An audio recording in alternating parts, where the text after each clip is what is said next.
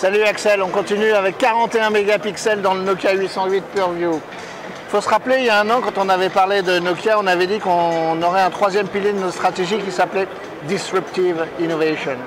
Et oui, on a continué à travailler sur l'innovation et on a toute une équipe Imaging qui donc a inventé ce capteur et toute cette technologie qui va derrière pour proposer 41 mégapixels pour traiter de l'image. Comme ça fait des années qu'ils travaillent là-dessus, on l'a d'abord développé sur notre plateforme Symbian que l'on connaît bien et qu'on va continuer à maintenir jusqu'en 2016.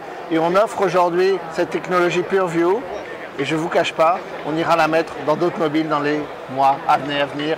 Nul ne sait pour le moment. Donc aujourd'hui, on prend des très très belles photos avec cet appareil.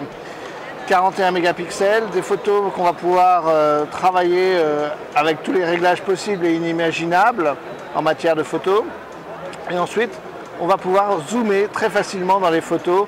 Voilà un petit exemple vue extérieure d'ici, où vous voyez que je peux aller zoomer dans cette photo de la Fira jusqu'à aller lire le panneau qui est vraiment à plus de 500 mètres d'ici. Oh, c'est un concurrent. Voilà. Non mais vraiment, on va pouvoir traiter la photo. Donc on s'était inspiré en fait des techniques photographiques de photos prises par satellite. Et on a travaillé des algorithmes qui aujourd'hui nous permettent de prendre une photo et en fait dans un pixel de récupérer 7 fois plus d'informations que dans un pixel classique.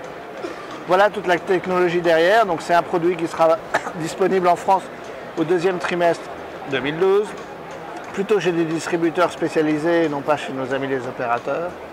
Mais qui reste un très très beau produit pour ceux qui sont amoureux de la photo et amoureux de notre bon vieil OS Symbian. D'accord. Donc il tourne sous Bell. Il tourne sous une version de Bell améliorée absolument parce qu'on a rajouté quelques widgets photographiques et quelques usages photographiques. Et après malheureusement je pense qu'il faut rentrer à l'intérieur du produit pour comprendre toutes les subtilités de réglage que l'on peut faire pour prendre des vidéos, pour prendre des photos. En vidéo par exemple on filme en 1080p avec une qualité sonore absolument fabuleuse. Pour faire des interviews vous n'avez plus besoin de microphone, on a mis toute une technologie qui va autour de tout ça pour que ça fonctionne. D'accord. C'est possible de voir l'interface de l'appareil photo rapidement ou Alors essayons de prendre une photo. Ouais. On va prendre un bon vieux Nikon en photo. Et donc on a de multiples réglages.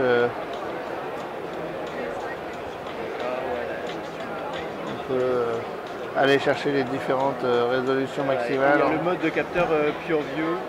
PureView, capteur, on peut aller vérifier les ISO. Ça c'est une nouvelle interface pour l'appareil photo. Absolument, c'est fouillé dans le mode vidéo. On peut aussi aller changer différents paramètres. On peut décider d'enregistrer avec ou sans le son. Donc c'est 1080p. 1080p, 30 frames par seconde. Il y a un autofocus tout à fait. Il y a du zoom 5 fois ou 8 fois en mode photo ou en mode photographie. Donc voilà. D'accord. Mais c'est comme un véritable appareil photo, il faut prendre le temps de domestiquer le logiciel le plus il y a beaucoup de fonctionnalités. Ok, très bien. Et donc il sera disponible en France deuxième trimestre.